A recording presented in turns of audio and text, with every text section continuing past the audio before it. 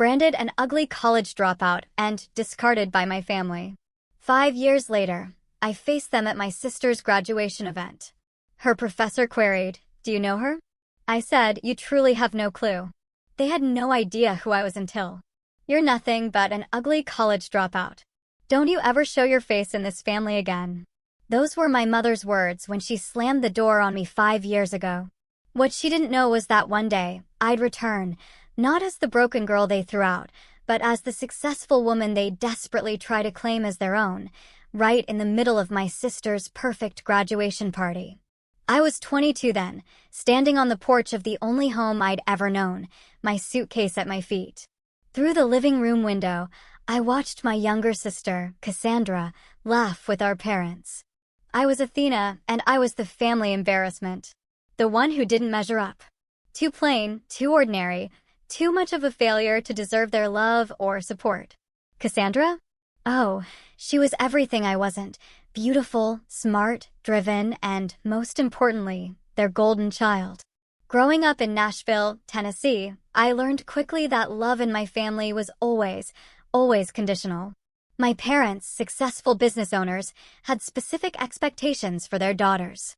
We were supposed to be beautiful, accomplished, perfect representations of their status. Cassandra fit that mold effortlessly. I, on the other hand, never quite managed it.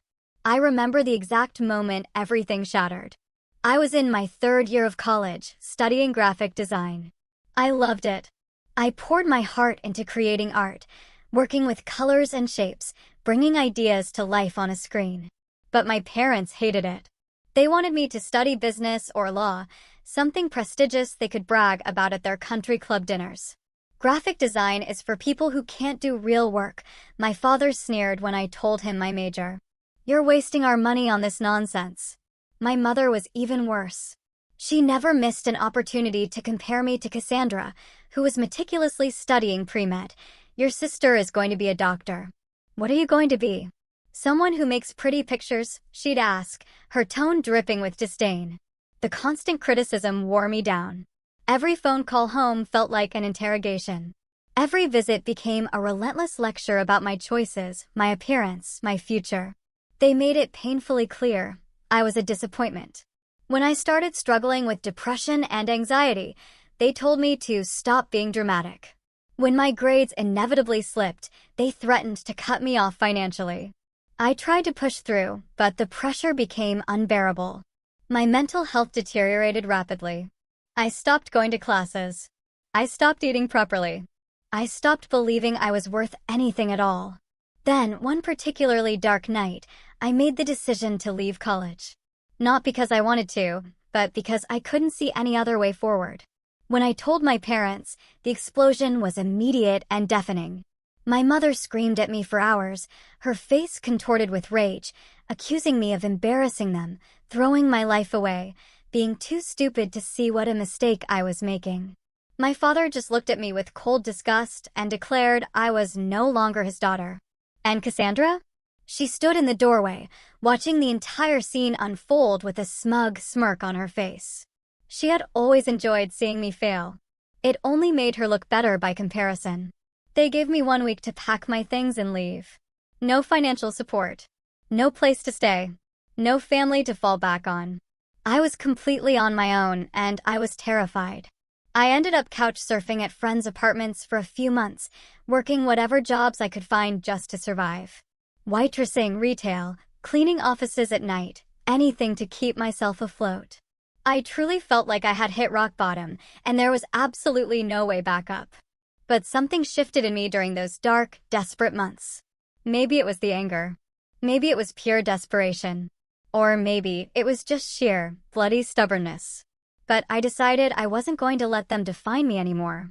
I wasn't going to accept their version of who I was supposed to be. I took every dollar I earned and saved it. I taught myself advanced design software using free tutorials online. I built a portfolio of work in every spare moment I had.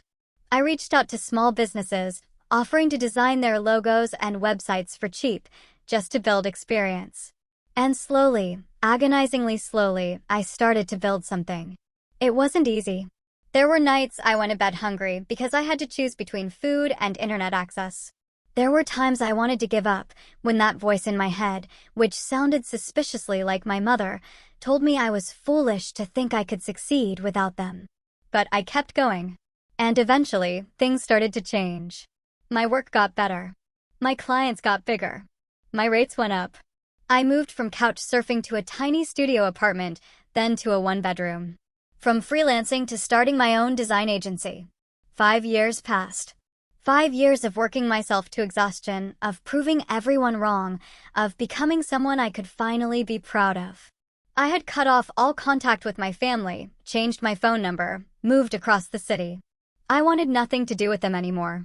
Then, on a warm spring evening, a message popped up on social media from an old high school friend. She was inviting me to Cassandra's graduation party. My sister was finally finishing her medical degree, and apparently, the whole family was throwing a massive celebration at an upscale venue downtown.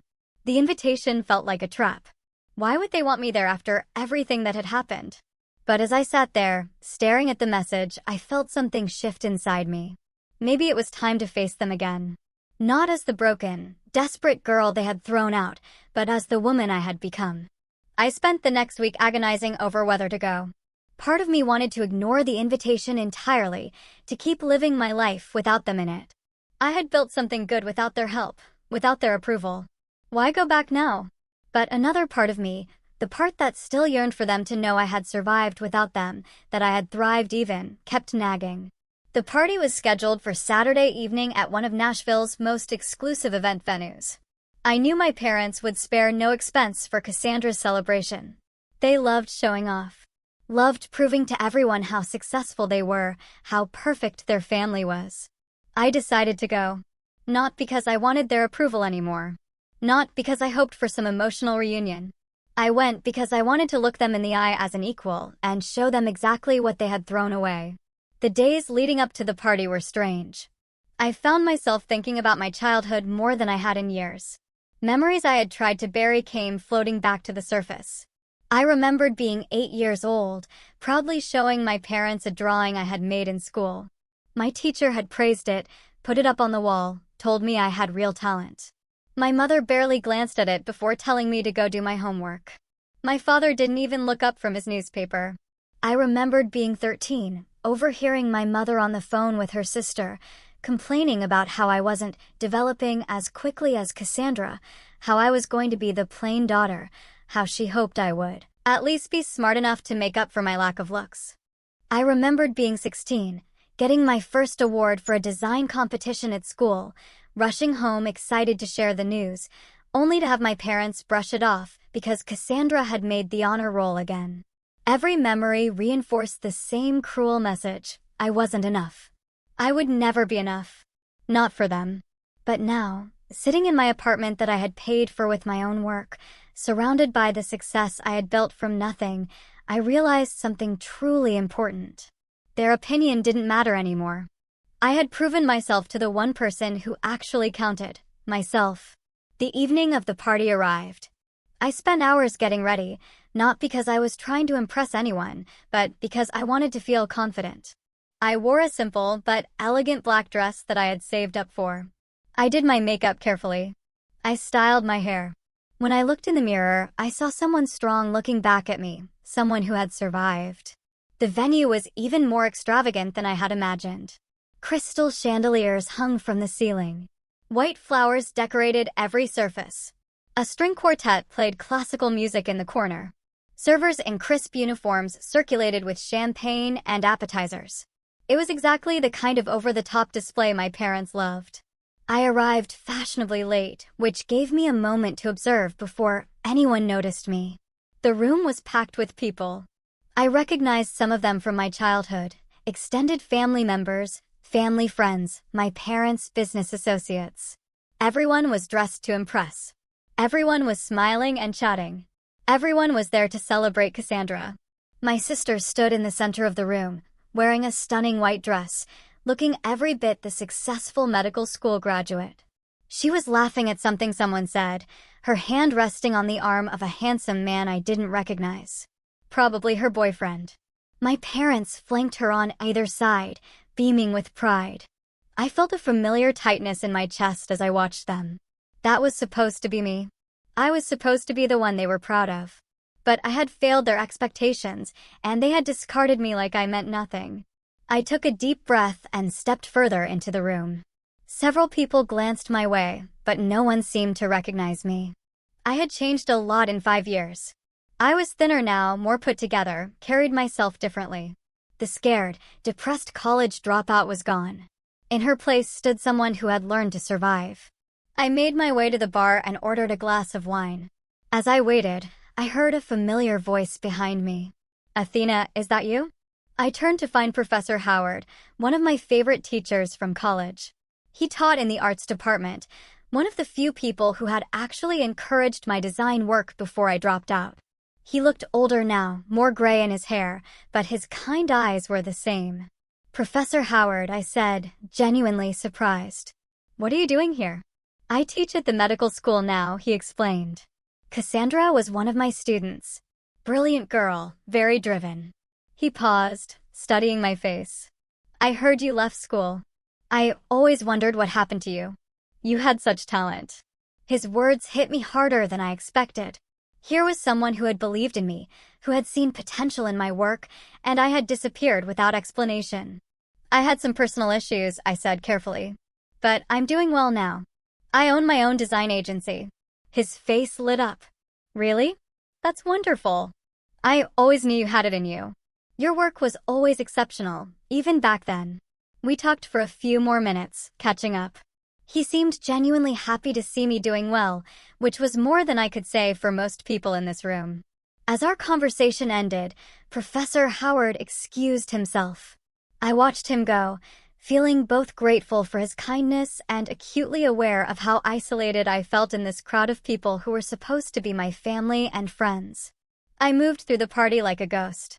People looked at me, their eyes passing over my face without recognition. 5 years was a long time. I had been 22 when they last saw me, young and broken. Now I was 27, polished and confident. They didn't see the connection. I found myself near the dessert table when I heard my mother's voice. She was talking to a group of women, all dressed in designer clothes, all wearing the same practiced, fake smile. "We're just so proud of Cassandra," my mother was saying. Medical school was challenging, but she never gave up. She's always been so determined, so focused, unlike some people. The way she said those last words made it crystal clear she was talking about me, even though she didn't say my name. I felt anger flare up in my chest, hot and sharp. "Yes, we're very fortunate," my father chimed in, joining the conversation. "Both of our daughters have done so well. Cassandra is going to be a doctor, and our eldest is very successful in business." I froze. What was he talking about? They had disowned me. They had told me I was nothing. And now they were lying to their friends, pretending everything was fine, pretending they were proud of me. One of the women in the group asked, "Oh, I didn't know you had another daughter. Where is she?" "I'd love to meet her." My mother's smile became strained. "She couldn't make it tonight. Work commitments. You know how it is." The lie was so casual, so practiced, that I wondered how long they had been telling it. How many times had they pretended I was still part of the family, still part of their perfect image, when in reality they had thrown me away like garbage? I wanted to march over there and expose them right then and there.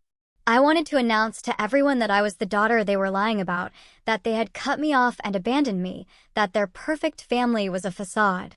But something stopped me. Maybe it was self-preservation. Maybe it was strategy. Or maybe I just wanted to see how far their lies went before I revealed the truth. I decided to observe more, to gather information, to understand exactly what story they had been selling to their social circle. I moved to different parts of the room, listening to conversations, picking up pieces of the narrative my parents had constructed. It became clear that they had told people I was working abroad, that I was too busy with my successful career to attend family events, that I sent my regards, but couldn't be there in person. They had created an elaborate fiction where I was still their accomplished daughter, just conveniently absent. The realization made me sick to my stomach. They wanted the credit for raising 2 successful daughters without having to actually deal with me. They wanted to maintain their pristine image without acknowledging that they had utterly destroyed their relationship with one of their own children. As I was processing this, Cassandra walked past me. She was heading toward a group of young people near the entrance, likely her medical school friends. She glanced at me briefly, her eyes sliding over my face without a flicker of recognition, and kept walking. My own sister didn't recognize me. The person I had grown up with, shared a house with, fought with, laughed with. I was invisible to her now. I followed at a distance, curious to hear what she was saying to her friends. They were all congratulating her, talking about their future careers, sharing stories from medical school. Cassandra was animated and happy, soaking up the attention. "Your family must be so proud," one of her friends said. Cassandra laughed. "They are. My parents have always been supportive. They pushed me to be my best." Another friend asked, "Do you have siblings?" "I have an older sister," Cassandra said, her voice careful. "But we're not close. She made some bad choices a few years ago, and we don't really talk anymore." Bad choices. That's how she described my breakdown, my depression, my struggle to survive. Bad choices? "That's sad," her friend said sympathetically. Cassandra shrugged. "Some people just can't handle pressure. My parents did everything they could for her, but she threw it all away. She dropped out of college and basically disappeared. We have no idea what she's doing now, honestly." The casual cruelty of her words stung more than I expected. She talked about me like I was a stranger, like my struggles meant nothing, like the years of emotional abuse from our parents had been my fault. I wanted to confront her right there. I wanted to tell her exactly what I had been doing for the past 5 years. I wanted to shove my success in her face and watch her realize she had been wrong about me. But I held back. The evening was still young. There would be time for revelations later. I moved away from Cassandra's group and found myself near a quieter corner of the room. Professor Howard appeared again, this time with a middle-aged man in an expensive suit. "Athena," Professor Howard said warmly, "I want you to meet someone. This is Dr. Gregory, the dean of the medical school. I was just telling him about your design agency." Dr. Gregory extended his hand, and I shook it. "Pleasure to meet you. Professor Howard speaks very highly of your work."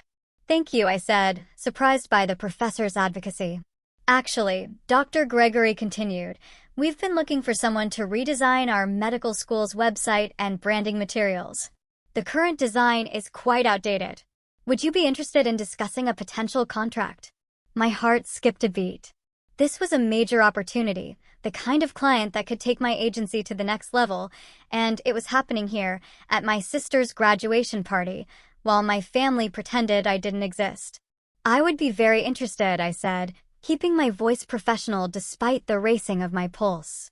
We exchanged information, and Dr. Gregory promised to reach out the following week to schedule a formal meeting. As he walked away, Professor Howard smiled at me. "Opportunities come when we least expect them," he said gently. I nodded, but my mind was spinning. The night had taken an unexpected turn, and I had a feeling things were about to get very interesting. After Dr. Gregory left, I excused myself from Professor Howard and stepped outside onto the terrace. I needed air. I needed space to process what was happening. The cool night breeze felt good against my flesh skin. The terrace overlooked downtown Nashville, the city lights twinkling in the distance. I leaned against the railing and closed my eyes, trying to calm the storm of emotions inside me. Anger, satisfaction, confusion, vindication, they all swirled together until I couldn't tell which one was strongest. I heard footsteps behind me and turned to find a woman I didn't recognize. She was older, maybe in her 50s, with perfectly styled gray hair and an elegant blue dress.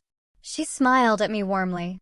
"Needed a break from the crowd?" she asked, moving to stand beside me at the railing. "Something like that," I replied. "I'm Helen," she introduced herself. "I'm a colleague of Cassandra's father. We've worked together for years." "My father's colleague." I kept my expression neutral. "Nice to meet you." "You look familiar," Helen said, studying my face. "Have we met before?" "I don't think so," I said carefully. She tilted her head, still examining me. "No, I'm certain I've seen you somewhere. Maybe in photos." Then her eyes widened slightly.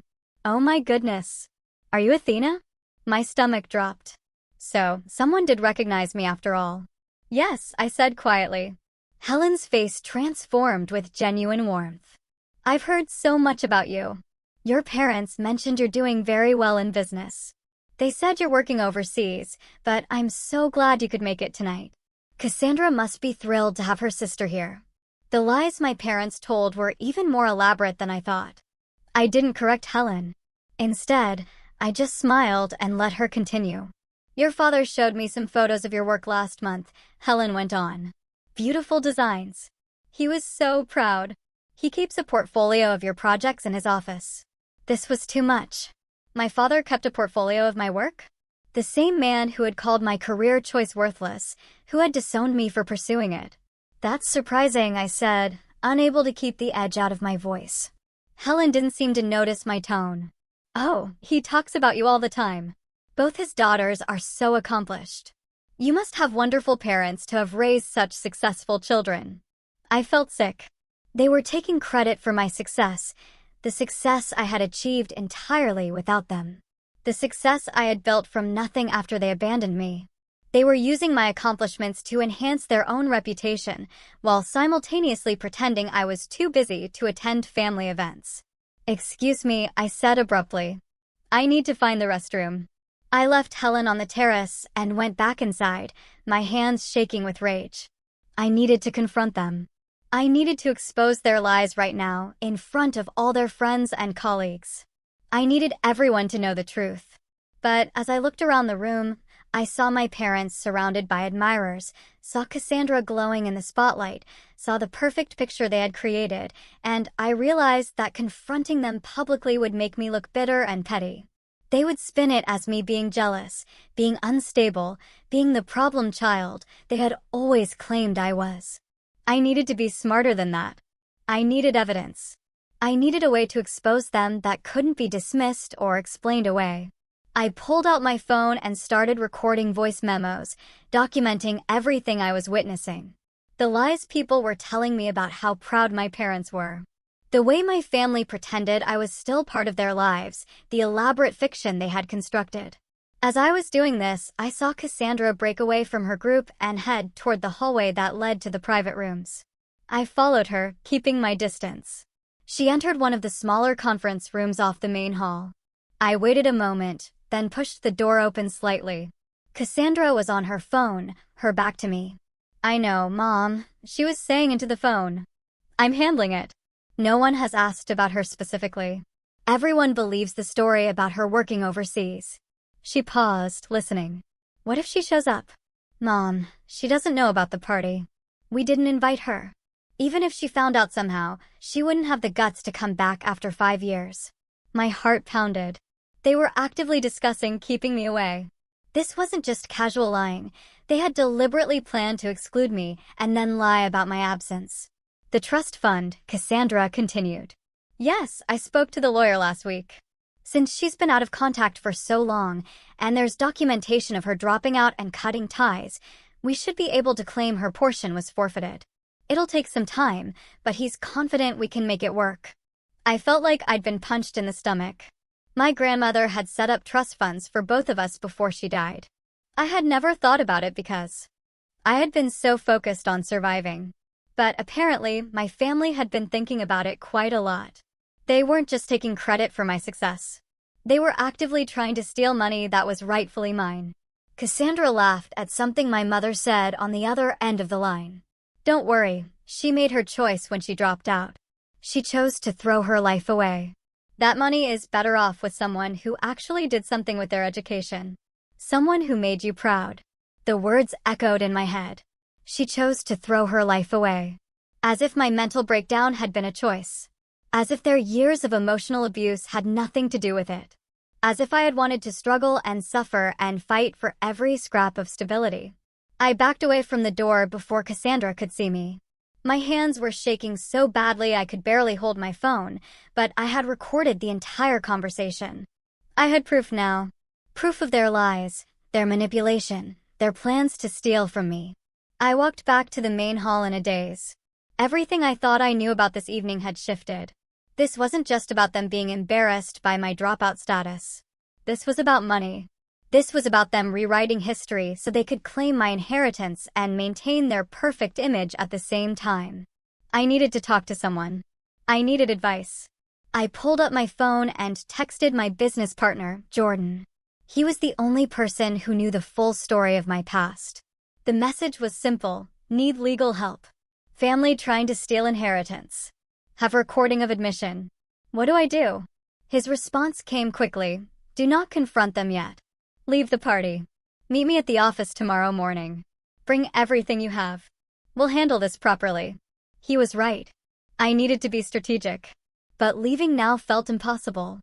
I had come here to face them, and I wasn't going to run away again. I steadied myself and walked back into the heart of the party.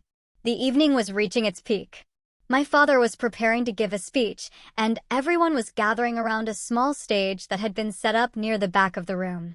I positioned myself near the edge of the crowd where I could see everything but remain relatively inconspicuous. My father climbed onto the stage, microphone in hand, wearing his most charming, practiced smile. Good evening, everyone, he began. Thank you all for coming to celebrate this momentous occasion. Today we honor my daughter, Cassandra, who has worked tirelessly to achieve her dream of becoming a doctor. The crowd applauded. Cassandra stood beside my mother, looking radiantly happy. As a father, my dad continued, there's nothing more rewarding than watching your children succeed. My wife and I have been blessed with two remarkable daughters, both intelligent, both driven, both determined to make their mark on the world. I felt my jaw clench. He was doing it again. Pretending he was proud of me. Pretending we were one big happy family. Cassandra has always been focused and dedicated, he went on, even as a girl. And tonight, as she celebrates her graduation from one of the finest medical schools in the country, we couldn't be prouder. More applause. I noticed Professor Howard in the crowd, watching the speech with a pleasant expression. Dr. Gregory stood nearby, nodding along. Our other daughter, Athena, couldn't be here tonight due to work commitments overseas, my father said smoothly. But she sends her love and congratulations to her sister. Athena has built a successful design business and travels extensively for work. We're proud of both our girls and the women they've become. The ease with which he lied was staggering. He delivered these falsehoods with such conviction that I almost believed them myself for a moment. Almost. Family is everything, my father concluded. And tonight we celebrate not just Cassandra's achievement, but the strength of family bonds that support us through life's challenges. To Cassandra. To Cassandra. The crowd echoed, raising their glasses. I didn't raise mine. I stood there watching my father step down from the stage and embrace my sister, watching my mother wipe happy tears from her eyes, watching everyone celebrate this perfect family moment that was built on a foundation of lies. Professor Howard moved through the crowd and ended up near me again. Lovely speech, he commented. Though I'm surprised your sister couldn't make it. I didn't know you had a sibling until tonight. I looked at him carefully. He seemed genuinely confused, not trying to trap me. That's interesting, I said slowly. Because I am his other daughter. Professor Howard's eyes widened. He looked from me to my father, then back to me. I don't understand. He just said you were overseas. He lied, I said simply. I'm right here. I've been here all evening and no one in my family has recognized me because they haven't seen me in 5 years. Not since they disowned me for dropping out of college. The professor stared at me, processing this information. I could see his mind working, connecting pieces that didn't quite fit. But he just said he was proud of you. He said you have a successful business. I do have a successful business, I clarified, but he has no idea what I've been doing since they kicked me out. They've been making up stories about me to save face with their friends. Professor Howard looked genuinely shocked. That's unconscionable. Why would they do that? Because they care more about their reputation than they do about me, I said. The words came out bitter, but true. Before Professor Howard could respond, Dr. Gregory joined us. Everything all right here? He asked, sensing the tension. Professor Howard looked at me, giving me the choice of whether to share what I just told him. I made a split-second decision. Dr. Gregory, I said, I need to be honest with you about something before we move forward with any business discussions. He looked intrigued. Go ahead. My full name is Athena, my last name. My last name is the same as Cassandra's because she's my sister. I'm the daughter that my father just mentioned in his speech. The one he said was overseas. Dr. Gregory's expression shifted from friendly interest to confusion. I don't follow. You're here. You're not overseas. Exactly, I said. My father lied. He's been lying to everyone here about me. The truth is that my parents disowned me 5 years ago when I dropped out of college due to mental health issues. They cut me off completely, told me never to contact them again, and pretended I didn't exist until recently.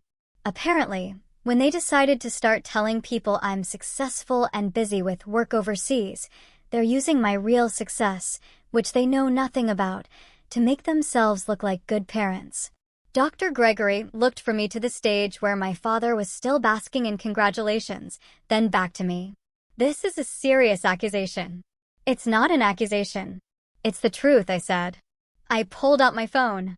I have a recording of my sister on the phone with my mother from earlier tonight. In it, they discuss how relieved they are that I didn't find out about the party and show up. They also discuss plans to steal my inheritance, claiming I forfeited it by dropping out and losing contact. Professor Howard's face had gone pale. Athena, this is terrible. I had no idea you'd been through such an ordeal.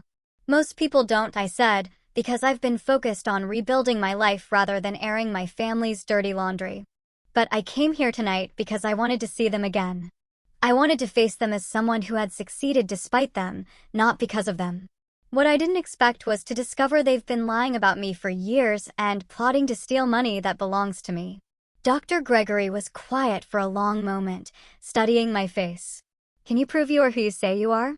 I pulled out my driver's license and showed it to him. My name, my birth date, my address in Nashville. Everything confirmed my identity. I believe you, he said finally. And I'm appalled by what you've shared. However, I need to think carefully about how to proceed with our business discussions. This puts me in an awkward position, as your father is a respected colleague, and I've known your family for years. My heart sank. Of course. My family's reputation would win out over my truth. It always did. But Professor Howard spoke up with unexpected conviction.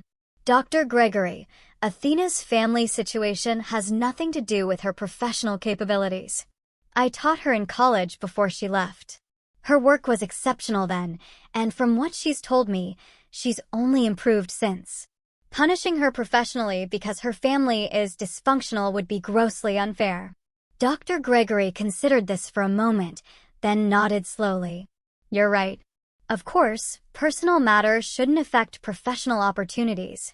Athena, I'll be in touch next week as planned. What your family has done is between you and them. Your work speaks for itself. Relief washed over me, but it was short-lived. I saw my mother heading in our direction, her face arranged in a welcoming smile. She was bringing someone with her, probably to introduce to the dean. Dean Gregory, my mother called out as she approached. I wanted to introduce you to some of our closest family friends. She stopped short when she reached us, her eyes finally landing on me. For a second, I saw a flicker of recognition, then confusion, then something that looked like pure panic. Athena, she whispered, the color draining from her face. Hello, Mother, I said calmly. Lovely party, though I noticed I wasn't invited. My mother's mouth opened and closed like a fish out of water. She looked at Dr. Gregory and Professor Howard, clearly trying to figure out how to salvage the situation. What are you doing here? She finally managed to ask, her voice tight. I was invited by a friend, I said, though I've been here for over an hour now, and this is the first time anyone in my family has recognized me. Interesting, isn't it? My mother's eyes darted around nervously. People nearby were starting to notice the tension. We should discuss this privately, she said, reaching for my arm. I stepped back, avoiding her touch. Why? You've been discussing me publicly all evening, telling everyone how proud you are of me, how successful I am, how I'm overseas working on my thriving business. Might as well keep it public, don't you think? You don't understand, my mother hissed, her pleasant facade cracking completely. We were trying to protect the family. Protect the family? I repeated, loudly enough that several people turned to look. Is that what you call disowning your daughter? Abandoning her when she was struggling with her mental health? Kicking her out with nowhere to go. You made your choice when you dropped out, my mother said defensively. You threw away everything we gave you. What you gave me, I felt my anger rising, was criticism, comparison, and conditional love. And when I couldn't handle the pressure anymore, you threw me away like I was nothing. My father appeared then, drawn by the commotion. When he saw me standing there, his face went through the same progression of emotions as my mother's: recognition, confusion, panic. Athena, he said, his voice carefully controlled. This isn't the time or place for this discussion. Really? Because you seem to have plenty to say about me in your speech, I shot back. All those lies about how proud you are, about my successful overseas business, about family bonds and support. Should we tell everyone the truth, Dad? Should we tell them you haven't spoken to me in 5 years? That you told me I was no longer your daughter? People were definitely watching now. The conversations around us had died down as guests turned to see what was happening.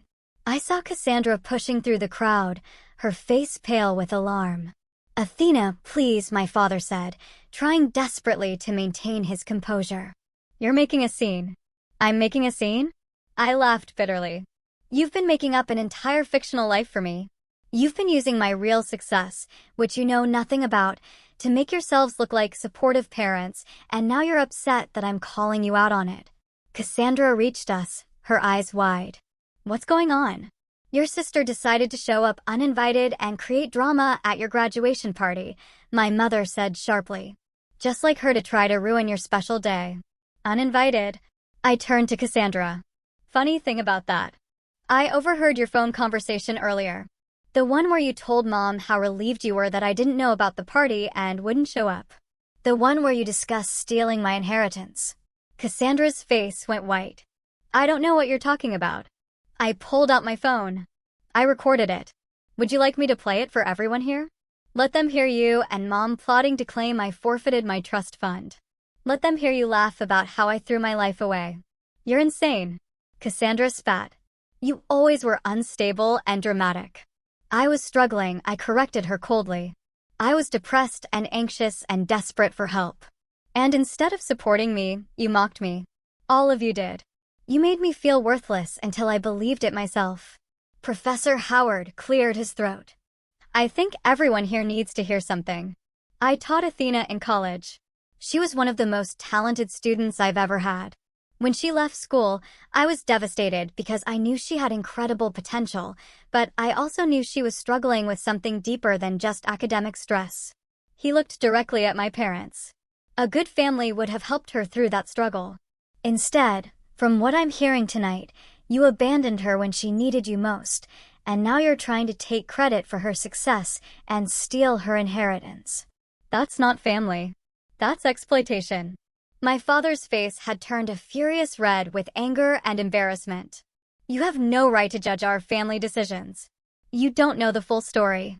Then enlighten us, Dr. Gregory said quietly. Everyone turned to look at him. I'd very much like to hear your version of events, because right now what I'm hearing paints a very troubling picture. The crowd around us had grown larger. People were whispering.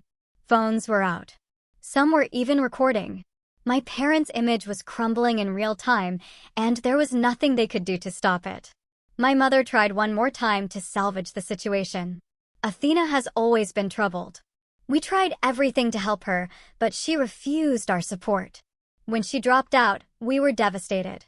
We gave her space, hoping she'd come back to us, but she disappeared. We've been searching for her for years. That's a lie, I said firmly. You told me never to contact you again. You changed your phone numbers. You made it clear I was dead to you. I didn't disappear. You erased me. And the only reason you're upset now is because I showed up and ruined the pretty story you've been telling everyone. Jordan, my business partner, suddenly appeared at my elbow. I hadn't even seen him arrive, but seeing his familiar face brought me a rush of relief. He must have seen my location when I texted him earlier and decided to come. Everything okay here? Jordan asked, but his tone made it clear he knew it wasn't. Jordan, I said gratefully. These are my parents.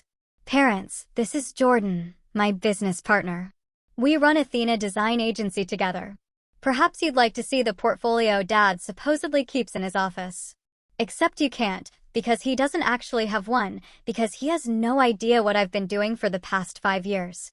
Jordan pulled out his tablet and opened our agency's website. Athena Design Agency, he said, turning the screen so everyone nearby could see. Founded 3 years ago, currently employs 15 people. Annual revenue last year was just over $2 million. We have clients all over the country, including several Fortune 500 companies. He swiped through the portfolio, showing project after project.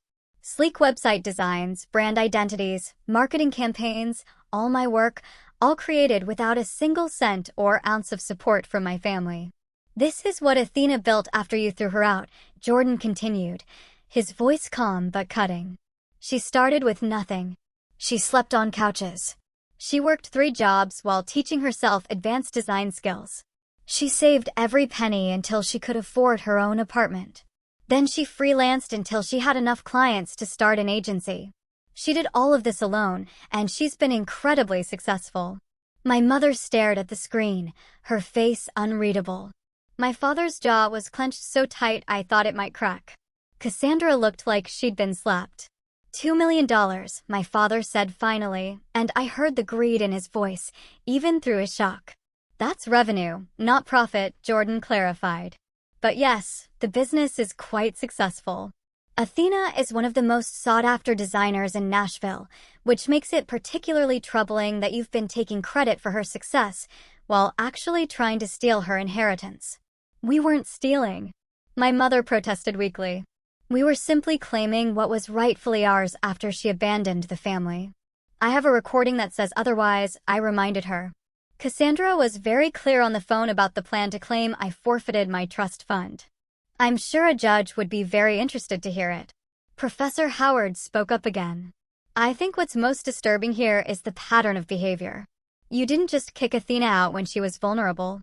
You've spent 5 years lying about her, using her success to bolster your own reputation, and now attempting to steal from her. This isn't a misunderstanding or a family disagreement. This is systematic abuse and fraud. Several people in the crowd nodded. I saw some of my parents' friends looking at them with expressions ranging from confusion to outright disgust. Their carefully constructed image was falling apart. Dr. Gregory addressed my parents directly. I've known your family for several years. I've always respected you as colleagues and friends, but what I'm hearing tonight is deeply troubling. If even half of what your daughter says is true, you've behaved abominably. It's all true, I said firmly. Every word, and I can prove it. I have documentation of their cutting me off. I have the recording of Cassandra discussing the trust fund. I have witnesses who can testify to my mental state when they abandoned me. I have 5 years of building a life completely separate from them with no support or contact. My father tried one last time to regain control. Athena, you're being vindictive. Yes, we made mistakes. Yes, things were said in anger. But we're still your family. We can work through this privately. Now you want to be private? I asked incredulously, after you publicly lied about me all evening? After you gave that touching speech about family bonds and being proud of both your daughters? You don't get to choose when to be public and when to be private based on what's convenient for you. Jordan leaned close to me and whispered, "The lawyer is here. I called him after you texted. He's waiting outside." I nodded and turned back to my parents. Here's what's going to happen. Tomorrow morning, you're going to meet with my lawyer. You're going to provide complete documentation of the trust fund my grandmother left me. You're going to sign papers stating you have no claim to that money and will not attempt to interfere with my access to it. And you're going to do it quickly and quietly. And if we refuse, my father challenged. Then I go to every person here tonight and tell them the full story, I said. I play them the recording of Cassandra. I provide them with documentation of everything you've done. I make sure everyone in your social circle, everyone you do business with, everyone who thinks you're upstanding citizens knows exactly what kind of people you really are. I'll destroy the reputation you care about so much. My mother's face had gone from pale to flushed. You wouldn't dare. Try me, I said coldly. I have nothing to lose. You already took everything from me once. I rebuilt without you. I don't need your money or your approval, but I'll be damned if I let you steal from me and pretend to be proud parents while doing it. Cassandra finally found her voice. This is insane. You show up here after 5 years and threaten us? I didn't threaten you, I corrected. I offered you a choice. Sign over what's rightfully mine or face the consequences of your actions. It's really quite simple. Jordan checked his watch. The lawyer is waiting. Athena, we should go. Let them think about their options overnight. I looked at my family one last time. My mother was crying now, careful tears that didn't ruin her makeup. My father looked furious, but trapped. Cassandra just looked stunned. Her perfect graduation party had turned into a public spectacle. Congratulations on your graduation, Cassandra, I said. I hope it was everything you dreamed of. Then I turned and walked toward the exit, Jordan beside me, leaving my family standing in the middle of their horrified guests. The lawyer, Marcus, was waiting in the lobby as promised. He was in his 40s, sharp-eyed and professional.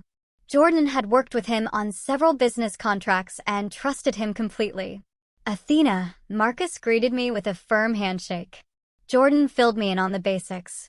This is quite a situation. That's one way to put it, I said, still shaking from the confrontation. We moved to a quiet corner of the lobby where Marcus pulled out a legal pad and started taking notes.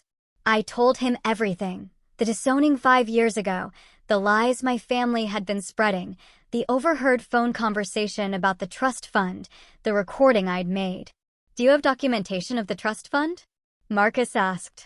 I have copies of the original documents my grandmother's lawyer sent me years ago, I said. I never accessed the money because I wanted to prove I could make it on my own, but I kept all the paperwork. Marcus nodded approvingly. Good. That'll help. And you have this recording. I played it for him. Cassandra's voice came through clearly, discussing with my mother how they planned to claim I'd forfeited the trust fund due to dropping out and losing contact with the family. Marcus listened intently, making notes. When it finished, he looked up. This is excellent evidence of intent to defraud, combined with their public lies tonight and witness testimony about their treatment of you. We have a strong case. What happens now? I asked. Now we move quickly, Marcus said. Tomorrow morning, I'll send a formal letter to your parents demanding a meeting. I'll outline what we know and what we're prepared to do if they don't cooperate. Given that their reputation is clearly important to them, and given that several respected people witnessed tonight's confrontation, I believe they'll agree to our terms. And the trust fund? Based on what you've told me, your grandmothers will have no conditions about education or contact with family. The money is yours regardless of whether you graduated college or stayed in touch with your parents. Any attempt to claim otherwise is fraud. They know this, which is why they were planning to do it quietly rather than going through proper legal channels. Relief washed over me. So, I can actually get the money? You can and you will, Marcus confirmed. But, Athena, I need to ask, what do you want beyond the money? Do you want to pursue criminal charges for the attempted fraud? Do you want to sue for emotional damages? Do you want to go public with their treatment of you? I considered this carefully. Part of me wanted to burn their lives to the ground the way they tried to burn mine. But another part of me just wanted to be free of them completely. I want my money, I said finally. I want them to sign legal documents stating they have no claim to it and will never contact me again. And I want them to stop lying about me. They don't get to use my success to make themselves look good anymore. Marcus nodded. That's reasonable and achievable. I'll draft the documents tonight and have them ready for tomorrow's meeting. Jordan put his hand on my shoulder. You did good in there. I know that couldn't have been easy. It was terrifying, I admitted, but also necessary. I've been running from them for 5 years. Tonight, I finally stopped running. We spent another 30 minutes with Marcus going over details and strategy. By the time we finished, it was nearly 10 p.m. The party was probably winding down now. I wondered what my family was telling their remaining guests. As if reading my mind, Jordan's phone buzzed. He looked at the screen and showed it to me. It was a text from Professor Howard. Just wanted you to know that several people came up to me after you left asking about your agency. I gave them your contact information. I think tonight might end up being good for business, ironically enough. I had to laugh at that. My family's attempt to maintain their perfect image had backfired spectacularly. Not only had I exposed their lies, but I'd also potentially gained new clients in the process. "Come on," Jordan said. "Let's get you home. You've had enough drama for one night." He drove me back to my apartment, a comfortable one-bedroom in a nice neighborhood that I'd worked so hard to afford. As I unlocked the door and stepped inside, the familiar space felt like a sanctuary. "Thank you for coming tonight," I said to Jordan. "I don't know what I would have done without you there." "That's what partners are for," he said with a smile. "Besides, I wouldn't have missed seeing you take down your terrible family for anything." It was epic. After Jordan left, I changed into comfortable clothes and made myself a cup of tea. I sat on my couch, looking around at the life I'd built. Every piece of furniture, every decoration, every comfort had been earned through my own hard work. My family had given me nothing, and I owed them nothing. My phone buzzed with a text from an unknown number. For a moment, I thought it might be one of my parents, but when I opened it, I saw it was from Dr. Gregory. "After tonight's revelations, I want you to know that my offer for the medical school project still stands. In fact, I'm more impressed than ever by what you've accomplished. Let's schedule that meeting for next week. You've earned this opportunity." I smiled and typed back a response confirming my availability. The meeting with my parents and their lawyer happened 3 days later in Marcus's office. I sat beside Marcus on one side of the conference table. My parents, Cassandra, and their attorney, Donald, sat on the other. The tension in the room was thick enough to cut. Donald tried to take control of the meeting immediately. "My clients are willing to discuss a settlement regarding the trust fund, but they want assurances that this matter will remain private." Marcus didn't even blink. "Your clients attempted to defraud my client out of money that legally belongs to her. They have no leverage here. We're not negotiating. We're informing them of what will happen." He slid copies of documents across the table. "These are the terms. First, you will provide complete access to the trust fund established by Athena's grandmother. Second, you will sign a legal document stating you have no claim to that money, now or ever. Third, you will cease all contact with Athena unless she initiates it. Fourth, you will immediately stop using her name, her success, or any reference to her in your social or professional circles." My father started to speak, but Marcus held up his hand. "I'm not finished. If you fail to comply with any of these terms, we will pursue criminal fraud charges. We will also provide copies of the recording and witness statements from the graduation party to your colleagues, friends, and business associates. The choice is yours." Donald looked at the documents, then at my parents. My mother was crying again, real tears this time. My father looked defeated. Cassandra stared at the table, refusing to meet my eyes. "This is extortion," Donald said weakly. "No," Marcus corrected. "This is justice. Your clients can sign these papers and move on with their lives, minus the money they tried to steal and the daughter they tried to exploit, or they can refuse, and we'll make sure everyone knows exactly what they did. Their reputation will be destroyed, and they'll still lose the trust fund case in court. This way, at least they can maintain some dignity." There was a long silence. Finally, my father spoke. "How much is in the trust fund?" "That's none of your concern anymore," Marcus said. "But for the record, it's enough that Athena will be quite comfortable. More than comfortable, actually." My mother looked at me then, really looked at me. "How can you do this to your own family?" I met her gaze steadily. "You stopped being my family 5 years ago when you threw me out. I'm just making sure you can't hurt me anymore." "We made mistakes," she said desperately. "But we're still your parents." "Doesn't that mean anything?" "It used to," I said quietly. "It used to mean everything. But you taught me that love is conditional. That I'm only worth caring about if I meet your standards. That my pain and struggles don't matter if they're inconvenient for you. You taught me those lessons very well." Cassandra finally spoke, her voice small. "I'm sorry. I shouldn't have said those things on the phone." "You're not sorry you said them," I corrected. "You're sorry I heard them and recorded them. There's a difference." Marcus tapped the documents. "We need an answer. Sign, or we proceed with public disclosure and legal action." Donald whispered something to my parents. They had a brief, heated discussion in low voices. Finally, my father picked up the pen. "This isn't over," he said as he signed. "Yes, it is," I replied. This is exactly as over as it gets. One by one, they signed the documents. My mother, my father, even Cassandra, who had been listed as a secondary beneficiary in some of the original paperwork. Each signature felt like a weight lifting off my shoulders. When it was done, Marcus collected the signed papers and made copies for everyone. You'll receive notification when the trust fund transfer is complete. I expect that will happen within the week. My parents stood to leave. My mother paused at the door, looking back at me one last time. I hope you'll be happy, she said. And for a moment, she almost sounded sincere. I already am, I said. I have been for a while now. I just had to learn to find it without you. They left, and I sat there in the sudden quiet of the conference room. Marcus smiled at me. How do you feel? Free, I said simply. For the first time in my life, I feel completely free. The trust fund transfer was completed 5 days later. The amount was substantial, more than I'd expected.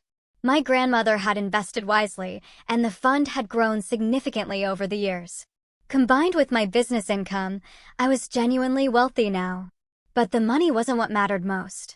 What mattered was that I'd faced the people who had hurt me and refused to let them control my narrative anymore. I'd exposed their lies, protected my interests, and cut them out of my life permanently. The medical school contract came through the following week. Dr. Gregory made a point of telling me that the project was mine based on merit, not pity or drama. My agency's work spoke for itself. My parents never recovered their reputation in their social circle. Word spread quickly about what had happened at Cassandra's graduation party. Their friends distanced themselves, unwilling to associate with people who had treated their own daughter so cruelly. My father's business suffered as partners quietly ended their relationships with him. My mother withdrew from her social clubs, unable to face the judgment. Cassandra completed her medical degree, but struggled to find a good residency placement. The recordings and witness statements had made their way through the medical community, and her ethics were questioned. She eventually moved to another state, trying to start fresh where no one knew her story. They had built their lives on appearances and reputation, and when those crumbled, they had nothing left to stand on. As for me, I stood in my expanded office space 6 months later, watching my team work on projects that would have seemed impossible just a year ago. The success felt real now, earned and unshakable. I'd learned that you don't need your family's approval to build a meaningful life. Sometimes the family you deserve is the one you create for yourself. And sometimes the best revenge isn't destruction, but simply becoming so successful, so happy, so free that their opinions no longer matter. I'd walked away from them at that graduation party, and I'd never looked back. That was the moment I truly won. What would you have done in my place? Have you ever had to choose between your emotional health and a toxic family?